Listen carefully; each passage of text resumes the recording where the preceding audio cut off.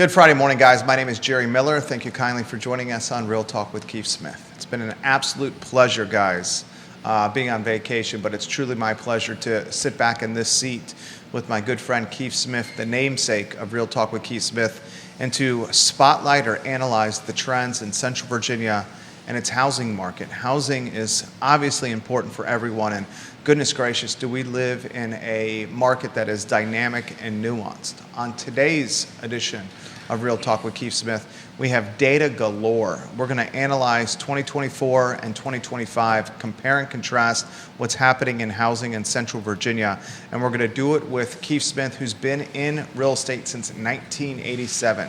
His firm is Yes Realty Partners. Keith and his wonderful wife, Yonna Smith, the co-founders of Yes Realty Partners, I have seen firsthand how this firm has helped buyers and sellers get across the finish line we call real estate. Literally, Keith and Yonna Smith helped my family sell our last house and buy our current house. And you're still talking to us. They are trusted, trusted people. Judah Wickhauer behind the camera, two-shot, the star of our show, Keith Smith, on a glorious and gorgeous Friday morning in downtown Charlottesville. Good morning, my friend. Morning, brother. Good to see you back. Good to be across the table from you. I heartfeltly miss doing this, but I kind of know what it's like when, now I get it. I know what it's like when Keith goes away, maybe for a few weeks or a month, and it's the comfort, and I'm just not, this is from the heart. The comfort and the chemistry is just really, really cool. I'm a little slow this morning. I'm going to let some coffee kick in. I had a bad meds morning this morning, but we are here, bright-eyed and bushy-tailed. Bright-eyed and bushy-tailed. Bushy-tailed. So I of course, didn't send Judah the slides in enough time, so I just sent them quickly. But I wanted to kind of kick the show off a little bit and talk about, what's been tracking between actives and pending in the car footprint. So I was asked a couple of questions during the week. How are we looking? Are we starting to turn the corner and starting to see some more active show-ups? In other words, more listings show up. And it's interesting. I track the week over week every 7 days, and actives versus pending, and it's been like a roller coaster, right? Like one day there's 100 listings and 60 pendings, and then 2 days later it inverts, right? It's 60 listings. So it's just very, I would call it a reality market, right? The market is very real. You've got to have your pricing right. You've got to jump on the market jump on the right opportunity when it presents you. But what I was just taking a quick look at, I know, Judah, did you get an opportunity to upload them yet? Yeah, give me 5 seconds. So Judah the rock star is doing something on the fly at the last minute because Smith forgot to send it to him. Love you, Judah. So what you're going to take a look at when he gets slide one going up here, we are up 11.4% in listings of year over year, 24 versus 25. But I found it interesting, January we were only, thank you, brother. January we were up 8.5%, at 24 versus 25. February was flat. The two big months, and we were talking about this, was March and April. We had a 23% gain and a 22% gain. We're now kind of leveling off in June, because that's as far as my Realtor.com data will go for me, because that's the source I'm using, because CAR can't give me actives, is 4.3. Pendings are down 9%. So year over year, we're up 11%, and we're down about 10% on actual pending. These are homes that are going under contract. I don't know exactly what that means. I just think, you're starting to see a little bit more positive role on the activity end of it. And, I think we're still dealing with sellers having a little bit of unrealistic expectation on value. We were up on over the vacation. I love real estate just like you. I'm always looking at stuff, checking things out on Long Island at the beach, and it was the same trend. It was a boatload of listings with DOMs that were long in the tooth, and agents saying, look, these aren't the COVID years. If you're accustomed what you had your neighbor sell their house for 18 months ago, even 12 months ago, it's a completely different market now. And it's the seller that's often the last to adjust to the market. The buyer's the first to adjust to the market and very in tune with what's happening. And we've been talking about that for years, going on. We're in our 7th year. But why I'm calling this a reality market, sellers, you've got to price your home right. Buyers, when you hit the right one, you gotta act, right? You can't delay because somebody else is going to come in and do that. And from an agent's perspective, a real estate professional perspective, you got to know your stuff, right? And I've said this more than once on the show. When I get constantly asked, why do I do this? I said, well, I get to sit across from Jerry Miller. Thank you. Thank you very much. Right. I feel the same. I said, well, what other reason could there possibly be? But I do it because it makes me better at what I do. And data and understanding the micro markets is super important, and it's how one reads it and interprets it. And then more importantly, how do you convey that to somebody so that they can comprehend it? How are your colleagues holding up? Yes, Realty Partners? No, the industry in general. This is a challenging market for the real estate professionals, and not just realtors, the whole supply chain. Yeah. I'm talking the mortgage chain. I'm talking inspectors, the whole chain. How are folks holding up? Because you talk to everybody. Yeah. So, boy, that's one I'm going to have to navigate. But it is real talk, so I've got to be real, right? The people. Oh wow, this is how this works. Yeah. The people that take the job as a profession, that doesn't mean that they're not part-time or dual career, but take the job, what we do as a profession, will do well. The people who do not will not do well.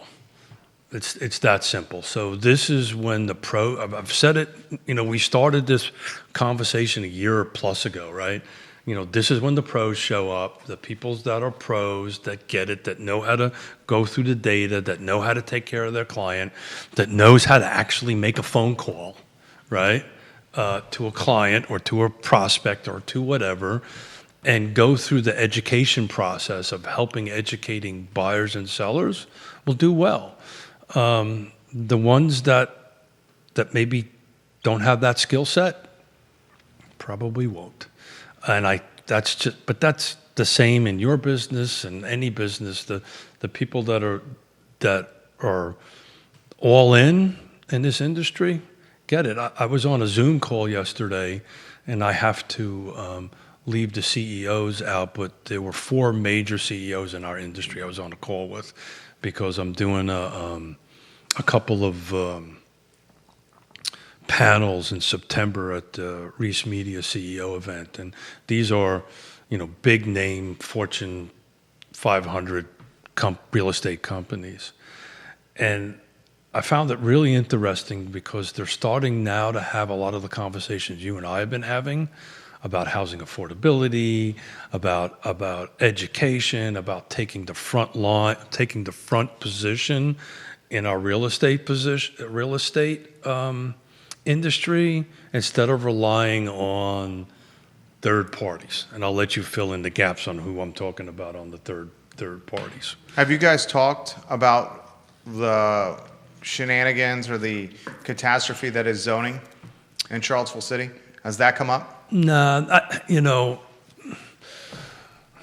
most of the real estate agents, the professionals that I talk to on this, they're as confused as everybody else. I think they're as confused as the city is confused, right? 1 minute you can submit, 1 minute you can't submit, and what does the market don't like?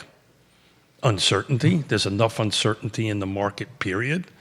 Is interest rates going up? Is interest rates going down? Yada, yada, yada. I think in retrospect, and Monday morning quarterbacking is always an easy thing to do, right? Or Friday morning quarterbacking is always an easy thing to do. I think in retrospect, they probably should have piecemealed this thing. Yeah, of course. They Yeah. did one of the most radical zoning ordinances the country's ever seen. Well- and they try to shove it down everyone's throats. Well, there's that, and they just decided to do it in one fell swoop. And they did it without having legitimate counsel in City Hall that could help shepherd the new zoning ordinance through. Yeah, well, And now we're left with folks saying, to heck with doing development in the city. but that I mean, how much money is this going to cost people that were, so far into the project that they did under goodness gracious. there's lawsuits, I'm sure that Yeah. we're not in the room, right? And they're very close-lipped about it, as they should be. But look, the preempt to that conversation, that comment, whatever I just said means, there wasn't much happening, period. Right, so there wasn't much new development happening even before this. How do you not show up for a court hearing thing happened, right? Which just blows my mind as a lawyer. Just can't show up or misses a date. Missed a deadline. Yeah. Yeah. Well, he needed to be at court. A filing deadline was missed. Filing Yeah, deadline, right. Yeah. So the reality of it is, prior to that, there was nothing produced, very minimal produced, because of what I've been talking about forever. It's the red tape, as I hold a red pen, red tape into green tape. But at the end of the day, this is just going to cause more confusion. The development community, what does builders and developers? Set rules that they can build a business model around. That's what they want. Yeah, and they don't have that. And they take the path of least resistance. Yeah. Right. So, and that's what's going to happen. And it's what's happening. Fulvana is about ready to cap out. Green's going to. Again, this is just repetitive stuff. We've been talking about this for, at least I have, forever. Just like my daughters say, Dad, you got to get some better dad jokes. Greene County is rocking and rolling, and that's what's going to happen. These developers and builders are just not going to come to the city. They're going to say, thank you very much. Let us know when you get your trash together, and we might consider coming back. Bob Shada, hello. James Watson, hello. Kid Ashley, hello. Georgia Gilmer, hello. Thank you for watching the program. Viewers and listeners, hello. Barbara Bosick, hello. Fantastic agent. Thank you for watching the show. Michael Guthrie, thank you for watching the program. Carol Thorpe, thank you for watching the program. Viewers and listeners, let us know your thoughts. Tom Powell, welcome to the broadcast. Look, I'm going to cut to the chase. Data was released within the last 36 hours, and this is a national metric, that home builders are slashing prices at aggressive rates right now. Except for here. This is a different market. That's where I want to go to. Yeah. Home builders nationally slashing prices aggressively. Yeah. It's a different market here. 100%. It could not have been. It cannot be more of a 180. And I'll tell you a story about that when you finish. No, go ahead. Yeah. So we're blessed. We, meaning the Piedmont Community Land Trust. I was able to partner with Greenwood and a couple other builders, and we got 8 to 12 new construction units coming up, and we're selling them, and it's working out great. I also have market clients, and I'll leave builders out and I'll leave locations out because just to protect the innocent. I've got a ready, willing, and able cash buyer for a new construction project in our footprint that I couldn't get the builder to give me a price or release the lot. And the reason is they were working on adjusting the prices up. And that's, how it kind of works, right? Activity breeds activity as it kind of goes up. So we started the conversation 3 weeks ago. Just got the word this morning they're releasing the group of lots where we're interested in, and the price has gone up. And so, yes, nationally, you're seeing a little bit of a slowdown, and I read the same article. Locally, I don't think I see that happening. Now, you might see some incentives happening, right? $10,000 bonuses, incentives to the buyer, closing costs, maybe some very aggressive interest rates, because some of these larger builders also own the mortgage companies, right? So you can go ahead and start seeing that. So to your point, national, yes, and that's why I think what we do here is so important, right? Because the national noise could possibly scare the heck out of people, but we're very much so insulated from the national trends. But that doesn't mean that we have to dig in. We shouldn't be digging in each individual neighborhood, each individual location. What are your thoughts, viewers and listeners? Put them in the feed. I'll relay them live on air. I ask you this question every single week. Check your Facebook Messenger there at JDubs. How do you characterize today's market, Keith Smith? Sleepy? No. Reality. This is a reality market. Welcome to the real estate market. This is normal, in my opinion. Been doing You don't characterize this as sleepy, vulnerable? No, not at all. It's not. If you are priced right, in the right location, priced right, features or condition, your house will sell. The problem is you've got to price it right. It is a price-sensitive market. That doesn't mean prices are going down. It just means you need to price it right. And if you price it wrong and you get, the markets now, if you're over a certain period of time, depending on the location, 2 weeks, 30 days, whatever the max, whatever the specifics are for that location, you're dead. You're done. It's over. You sell your house for less. So if you can price it right and bring in a trusted advisor, and my advice usually is, okay, this is what our market analysis is saying. We're going to just go a skosh below it. Half a percentage point, something like that. Are we seeing multiple offer scenarios still happening? 100%. We're still seeing multiple offer scenarios. That's the reason I was pushing so hard on this new construction. I had a multiple offer new construction, and I had a buyer that we have to sell the house because of health conditions, and they needed a very specific product. They needed a single level, primary on the main level, as close to 0 steps as possible in it. And we had multiple offers in it, and we just happened, because I parked my proverbial butt at the sales office and didn't move until I had a contract. But it's multiple offers on new construction. So again, right location, right price, right features, right condition. You're starting to see multiple offers. Are you seeing multiple offers? Maybe not, 1 or 2 or something like that. But multiple offers are multiple offers. This comment comes in. Ladies and gentlemen, questions for Keith Smith, put them in the feed. I'll relay them live on air. This comment's a good one. Which market's still performing the best in Central Virginia? So we've got to be a little bit more specific about that, right? So what price point are we looking for, right? I would say overall, if you take a look at the numbers, Greene County is performing pretty much off the charts. That's mostly new construction that's impacting that. I can tell you what's not performing well as far as volume goes is the city of Charlottesville, right? Albemarle County still performing well, right? Again, if it's in the right location, right features, right conditions. I don't have it with me, but I did an analysis on, what happens between 0 and 14 days, right? So if homes sell between 0 to 14 days in Albemarle County, are they selling for more than list, or are they selling for less than list? And the answer is they're selling for more, right? Homes that are longer than 14 days in Albemarle County are selling for less. So that is, you've got to get the price right. It's that simple.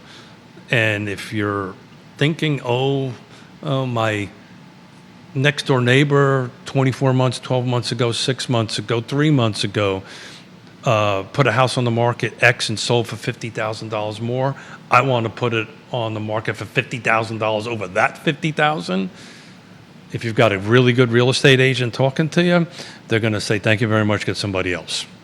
Now, if you want to price it right to what the market is right now, then the home will move, assuming it's got the right features. Homes that are not selling now, not primary on the main level. 60-something% is the primary on the main level. So if you got a primary on the main level, right, that makes a difference. It makes a huge difference because let's face it, who's the buyer? Yep. Keith, Yonna, the boomer. Yep. On it. Young families also like it too because the kids are all on the same level. It's a pretty cool concept. And you got to have, mostly a garage. But again, it depends on the location on it. But, it's all about, it's literally down to block to block and house to house. One house across the street can perform completely different than the one on the other side. On one side, you've got it's in great condition. It's in the same location. The primary's on the main level. It's a brand new roof. The HVAC is brand new, and it's X dollars. The one across the street doesn't have the primary on the main level, needs a new roof, needs a new HVAC system, right? Has Quest in it. The house across the street changed the plumbing, piping. That house is either going to sell substantially below what the one across the street is selling or not sell at all. Because the buyer does not want to go through this. It is not in the unicorn years where the buyer would buy anything and, oh, by the way, I got 2% mortgage. It doesn't matter. It's free money. People are getting off the 2% mortgages. We've talked about this. Eventually, it's going to cycle itself out. And it has. Eventually, it's going to cycle itself out. Eventually, the buyer and the sellers are all kind of going to get used to this 6% plus or minus. The question you're going to ask me if it goes below 6 is the market going to uptick? And the answer is yes. But who knows when that's going to happen? Yeah, I think if you listen to anybody that tells you that by the end of this year, the 30-year mortgage rate is going to be at some number, go out and buy a lottery ticket. Yeah, because we've seen a lot of people be wrong on this. Well, Trump pressuring Powell to cut rates. Again, we've talked about this 100,000 times.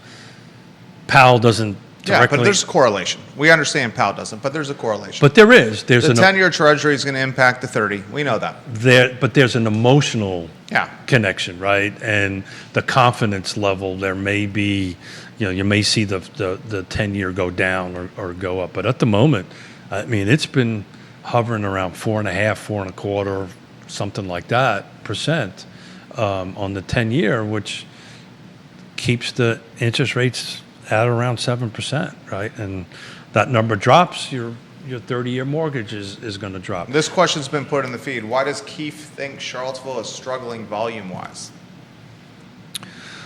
Well, one, it's cost, right? It's expensive, right? So that's your first thing. Secondly, there's just not a lot of inventory out there to buy. It's extremely expensive. And there could be other reasons. Maybe people just don't want to be in the city. There's all kind of lifestyle questions that might be popping up. But the primary reason is expense. I'll tell you right now, year to date, let's see what the sales price go for detached homes in the city of Charlottesville. Are you seeing much lot acquisition? People buying dirt, buying land? I'm not seeing a lot of that.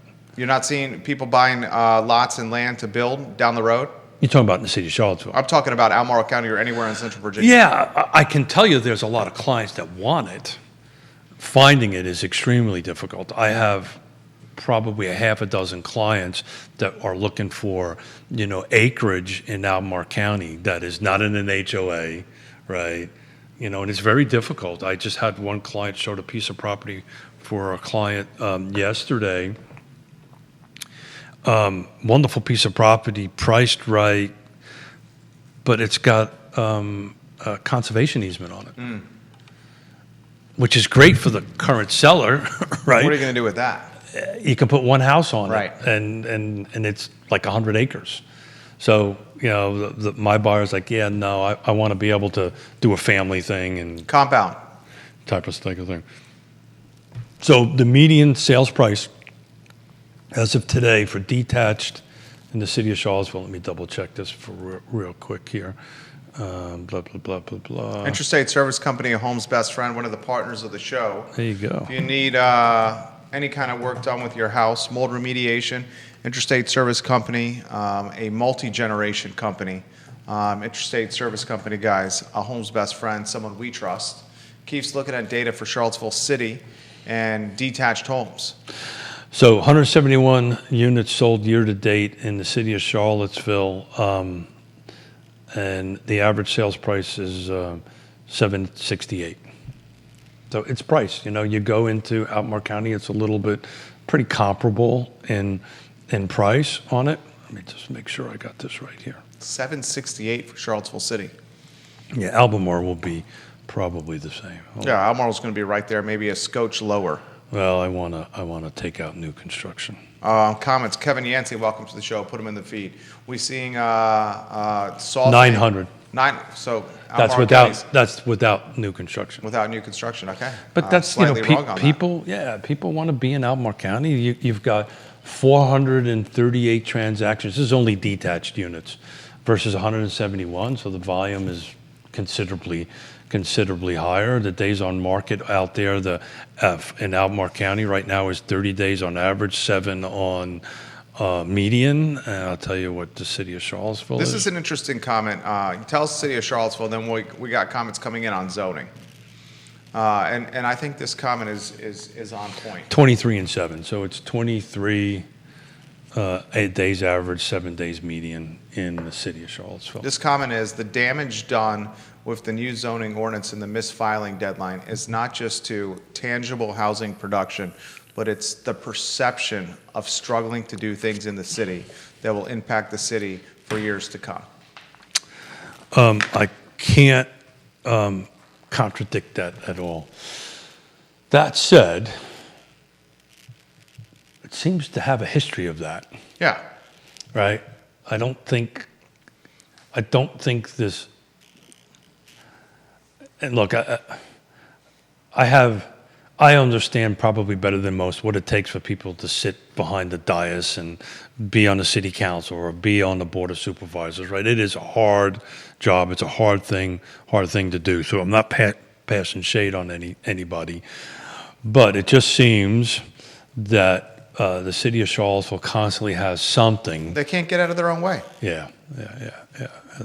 And it's just always something. And you know, I was trying to explain to somebody how my thoughts on this was or is. It's kind of like that 18-year-old kid, right? That's just out of high school, that thinks they know everything, but really doesn't know anything, and doesn't really know where they want to be. And if you know anything, you know.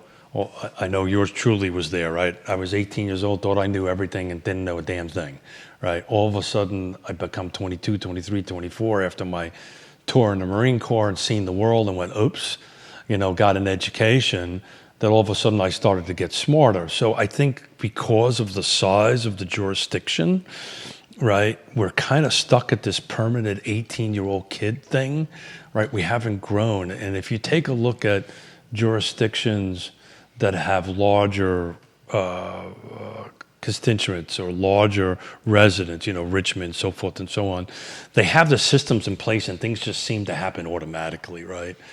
When you start in these smaller jurisdictions and these smaller things, everything is personal, right?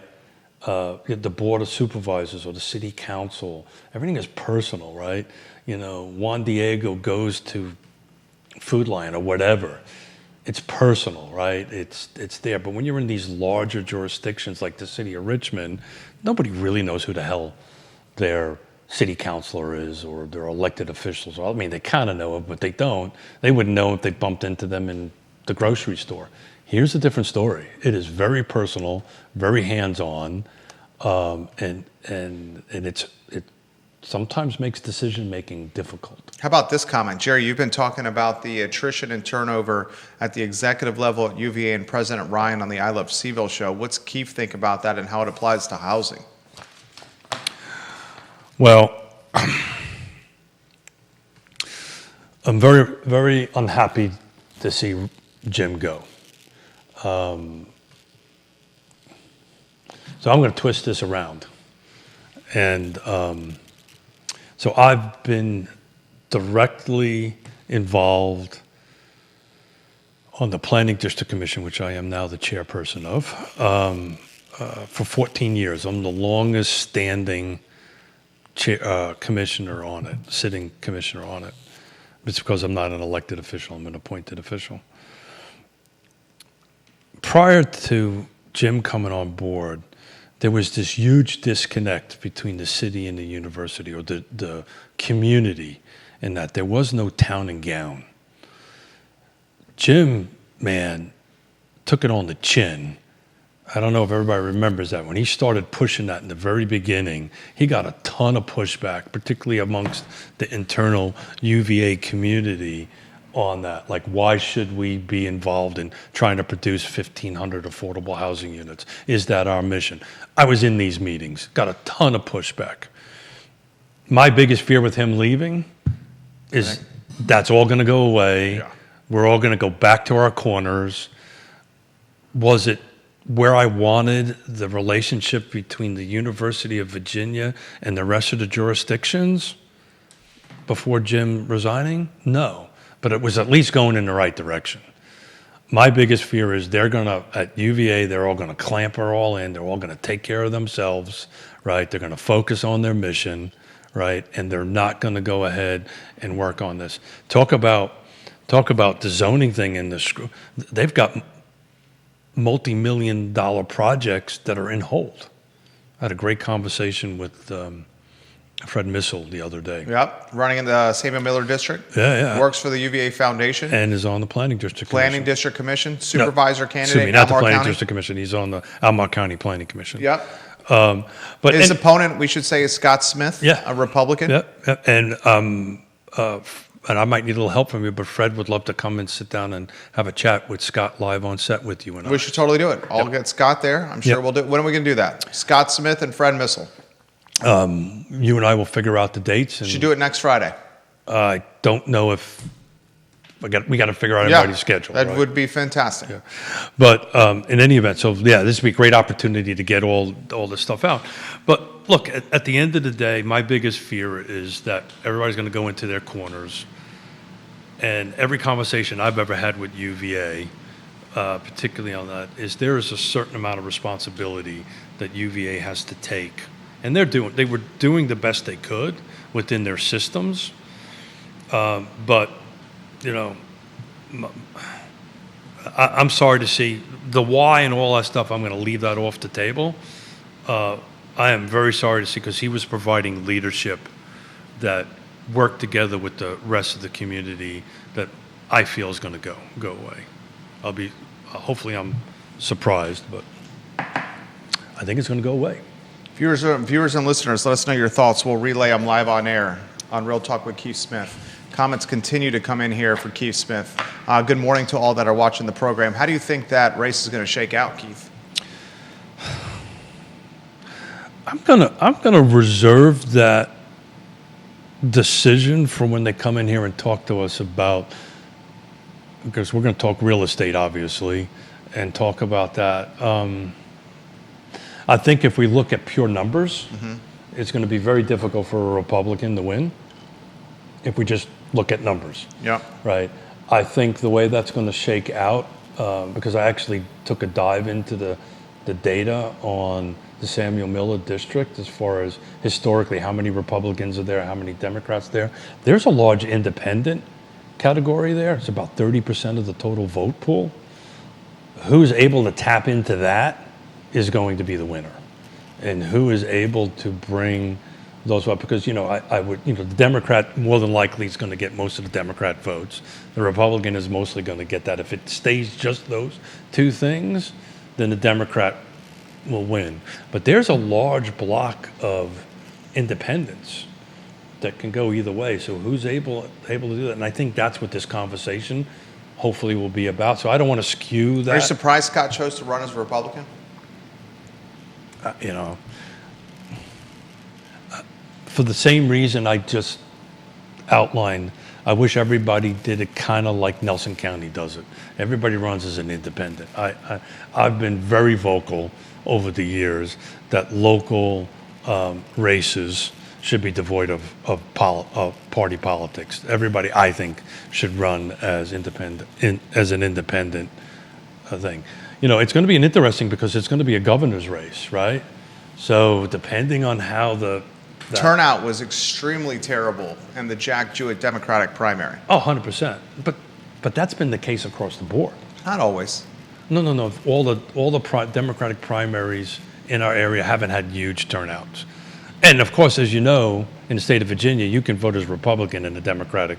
Like you can be independent. You do not have to be a Democrat to vote. So it's open to anybody to go ahead and vote. I think it was a rather poor turnout, particularly in the city. I think the numbers were very, very low. But it is what it is. Elections matter. Contested elections really matter.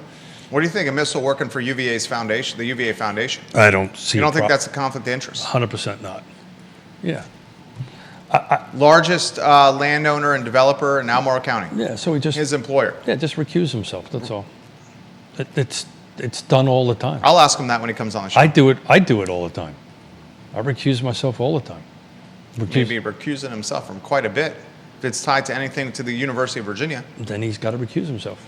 That's all. But that, on the flip side, what's the number one thing that local jurisdictions tackle?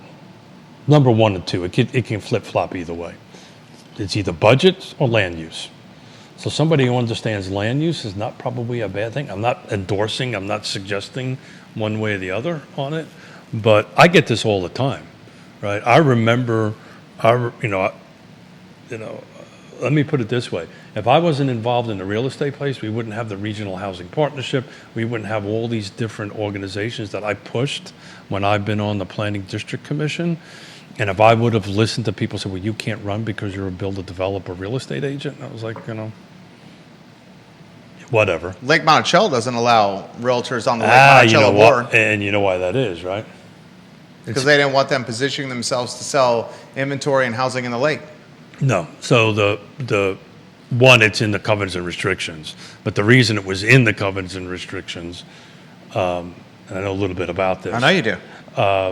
The reason it's in the covenants and restrictions back in 69, 70, the developer handed it over to the association in my opinion, way too soon. Right? So typically the way these work is the declarant, which is the developer, has control for a much longer period of time. They usually also have like a 5-to-1, 6-to-1 vote ratio on it. Well, they handed it over to them because of where the economy was at the time, and they wanted it off their back. Why they did that is they didn't want that specific developer and builder who owned a ton of lots to control the board. The problem with that is, and the short-sightedness on that was that they didn't leave a back door to change it in the future. Fast forwarded to 2025, right? Now, if you're in the real estate development or building business, you can't run for the board. Is that right or wrong? I think it's wrong, but so there's no back door. The only way to change it is 2/3 vote of Lake Monticello, 4,500 lot owners, and you cannot get forward. Yeah, you're never going to get that. You can't even decide tomorrow, Saturday. Right. Nevertheless, go ahead. Christopher Ketchum, watching the program, he absolutely agrees with what we said. Can't get out of their own way. You hit the nail on the head as it applies to the city of Charlottesville. Yeah, I mean, if you just do a Google search, I mean, it's just constantly, there's constant, you know what the word is? Drama. Turmoil. Drama. There's constant drama, right? There's constant drama, and what happens with that is you end up with, one step forward, hit a little bit of drama, go 2 steps back, and it's just this weird dance to go ahead and do it. I was asked the other day if my thoughts on, this whole combining Albemarle County into Charlottesville, and I said, well, that's not going to happen in my lifetime. This absorption of the two jurisdictions into one jurisdiction. So anyway, that's that. Rates are high. Affordability remains tight. Real estate tax rate, 4% increase. How's that impacting your business? In Albemarle County. Yeah. No, I don't think it's impacting anything. You can just take a look at the sales volume. It's not. Here's the deal. If you can afford to live in Albemarle County, right? Now, I'm excited about what we're doing with the land trust. We're producing homes, that folks can actually live in Albemarle County. We've got 8 units coming up in Victorian Heights, in Albemarle County. So the people that serve us in Albemarle County, that takes care of folks in Albemarle County, can now live in it. But for the most part, they don't, right? And they have to travel in and out of the county. So look, if you can afford a $900,000 house, you can afford a 4% tax increase. I don't mean that to be cold-heartedly. Let me try this a different way. You have a better ability to afford it than if you're at $250,000, right? So the people it impacts the most is the people who can't pay. So I don't see it impacting the market whatsoever. Really? Wow. No, Not even from an affordability standpoint. Yeah, well, it's on the affordability. The 4% tax thing has very little bit to do with the affordability crisis. It's part of the ratio, but it's not. It's the $900,000, right? I didn't even do the new construction. You throw the new construction. What was the new construction? I'd have to. New construction will make it even higher. If I throw in new construction, it'd have to be a little bit, but you got to give me a second. Is new construction still moving? Well, first of all, yes. There's very little. That's the problem. Yeah. Yes and no. Right? It's not moving, and we're talking about Albemarle County, right? Multiple people putting in the feed. They would love the 2 candidates on the show. Yep, it's coming. I can reach out to Scott. Sounds like you can connect with Fred. Yep. Viewers and listeners, we'll try to make that happen. I mean, let's cut to the chase. The election is right around the corner here in November. We'll try to make that happen in the next few weeks. And we could probably do it a couple times. Yeah, and I'm also working on other contested races, right? What, Fluvanna? There's nothing in Fluvanna. Where is there a contested race besides Missile and Smith? Nelson. Okay, Nelson. There's a couple in Greene. There's a couple in Louisa. Trying to get the contested, because look, the reality of it is the ones that are not contested, it's who's sitting there right now. The board members that are sitting in Fluvanna, that's the new board. City of Charlottesville is done. So I'm going to work through that, and then start bringing these other folks in there and start trying to tie this all together between now and September. So hold on one second. Year to date. You're giving us the new construction number? I combined them, the two. Combining the two In Albemarle County? in Albemarle County, it jumps up to 943. If you take out the 943,000 is the median. Yep. You ready for the average? What's the average? Well, the average we can throw out, because some of the numbers are trading in Albemarle are obscenely expensive. No, so I'm doing now new construction. Okay, gotcha. Right. Gotcha. New construction average. What is it? Detached only. 1.122. So if you're buying a new construction In Albemarle County. Albemarle County detached, you're spending 1.2, and Southwood, Glenbrook at Foothill, North Point, O Trail, North Point, Glenbrook, North Point, Galaxy Farm. So all of these are in subdivisions. There's 1, 2, 3, 4, 5, 6, 7, 8. Hang on a second. So if it's not in a subdivision, it's defined as none. But hang on a second. So out of 74 single-family detached closings year to date, there was 1, 2, 3, 4, 5, 6, 7, 8, 9, 10 of them were not in a subdivision. So these are subdivision things, and they're the number. Let me see. The number one. is North Point, by far. Second is the Grove at Brook Hill. Unbelievable. So you're at 1.12. If you want to do the median, it's 920. But You're sitting at a dinner table with someone, they're talking about listing their home. What are you telling them? Because a lot of people, I think, are going to come on market this fall after summer vacation's over. I Right agree. now, it's a little slow right now. well, yes and no, right? So yes, but I'm also starting to track.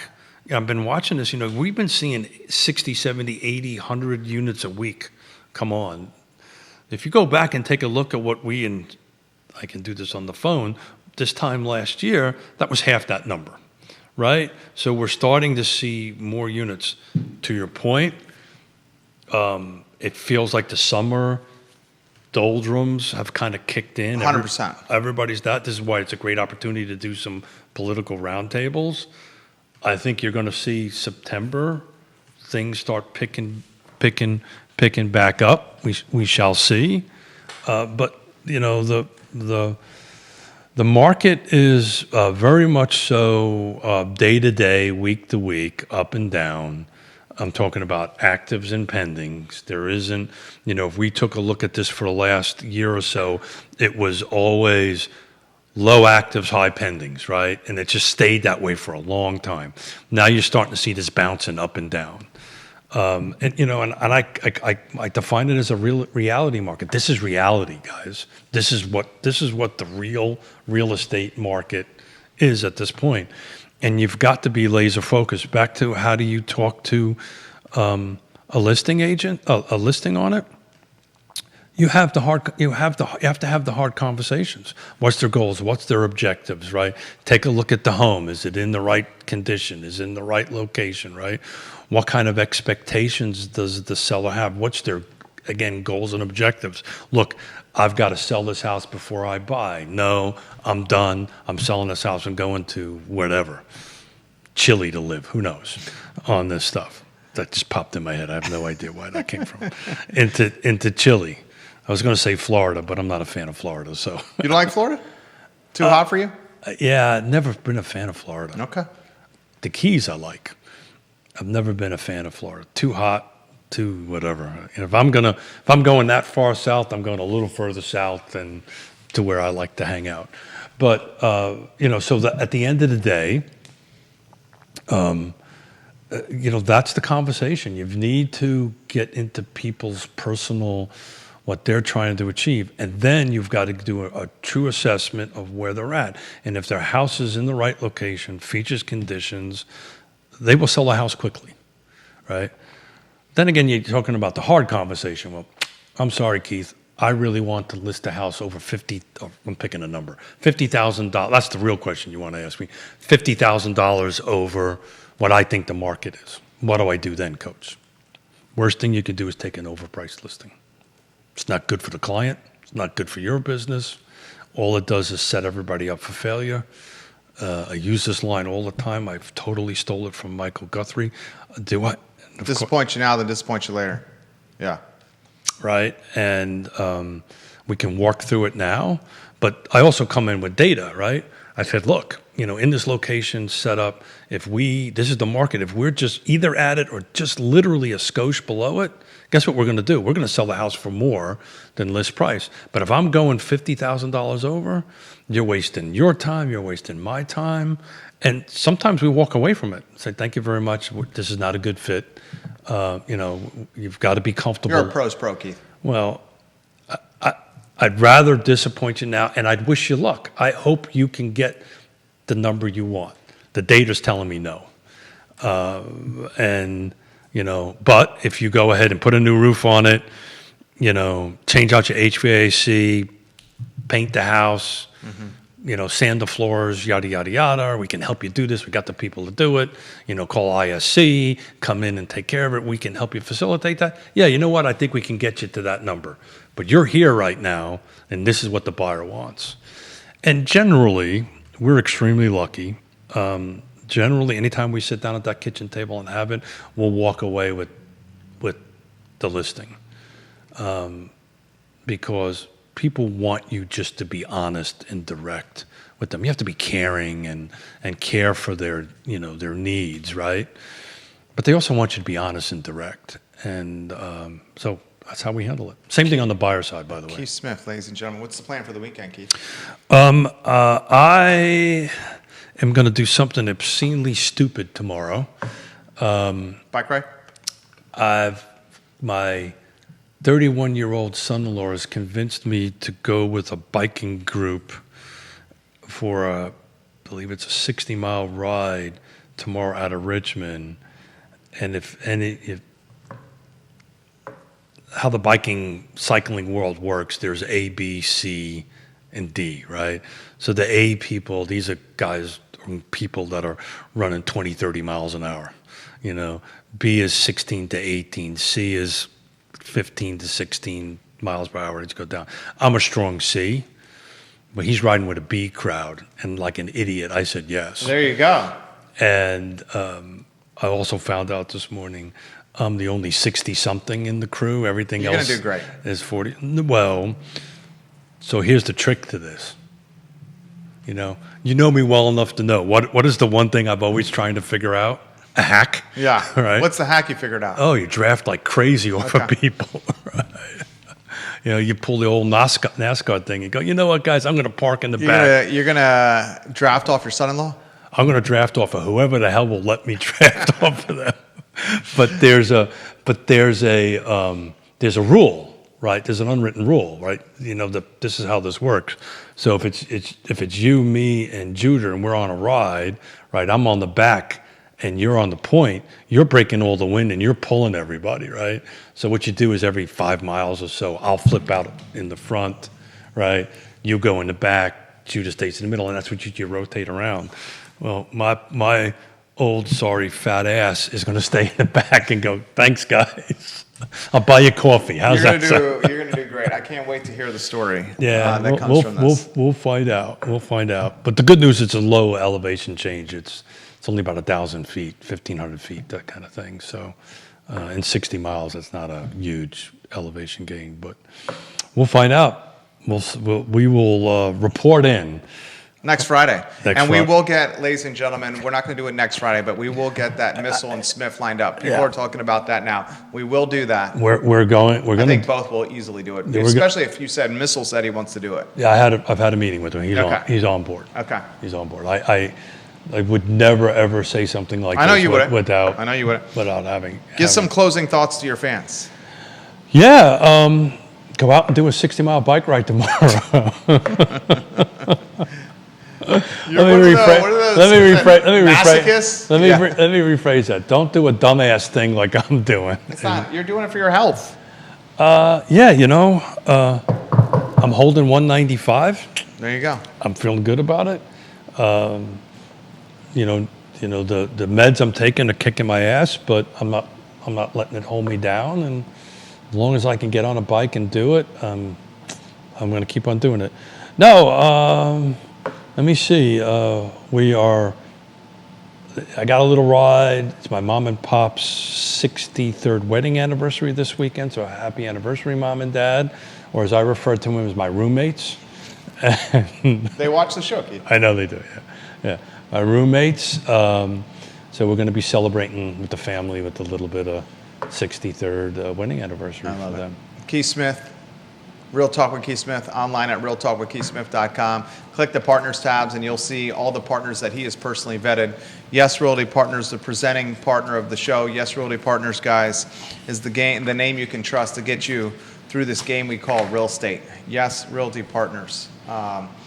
So much to cover, and I'm so excited for this Missile Smith. Stay tuned. Yeah. And plus, I mean, that's the biggie, right? Yeah, that's the biggie. That's Albemarle County. But I don't want to discount Louisa County. Okay.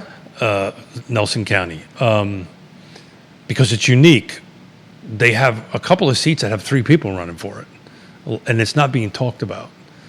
Jesse's free and clear. Jesse Rutherford doesn't have any, but a couple of the other seats have either 1 or 2, and it's been going very much so under the radar.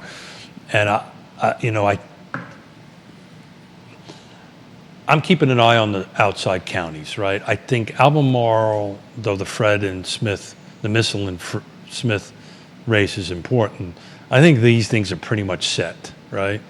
Some of these outside counties, this is where, particularly in land use and particularly in real estate, is where you're going to start seeing things churning a little bit or not. So I'm excited about having those conversations. I love it. You did a great job today, Keith Smith. Judah Wickhauer behind the camera. Coffee kicked in. You did a Last good 5 job. minutes. I like it. I love it. Real Talk with Keith Smith, archived on realtalkwithkeithsmith.com. I Love CVille show, guys, up at 12:30 p.m. So long, everybody. Thanks, guys. Bye-bye. Have a good weekend. Keith, they'll tell us when the mics and cameras are off.